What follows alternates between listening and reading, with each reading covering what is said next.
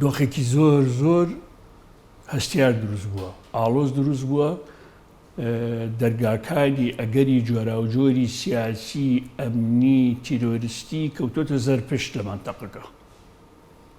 ئەمەش پەیوەندی بەو پێشخانەوە هەیە کە ڕابردووی تاڵەبان هاوکات کە هاوپەیمانی قاعیدە بوون، ئەمانە بەڕاستی حکومڕانیەکەیان ترسناک بووە بە نسبەت خەڵکەوە، بە نسبەت دەوروبەرەوە. و 11 سپتەمبەریش خاڵی وەرچەرخان بوو بۆ ئەوەی هەموو دنیا ڕابچەڵەکێ زدیان. دوو ئەنجامی گەورە ئەدا بەدەستەوە ئەم سەرکەوتنی تاڵەبان، یعنی دووە بەرەنجام ئەدا بەدەستەوە، نەک ئەنجام با بڵێن.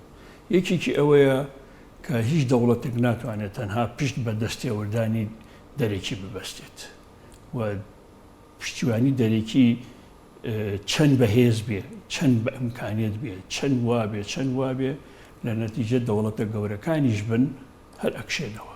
خاڵی دووەم، ئێستا هەموو لێکدانەوەکان لە دەوری چی کۆبووەتەوە، لە دەوری ئەو کۆبووەتەوە حکوومەتی ئەفغانستان حکوومەتی گەندەڵ بووە.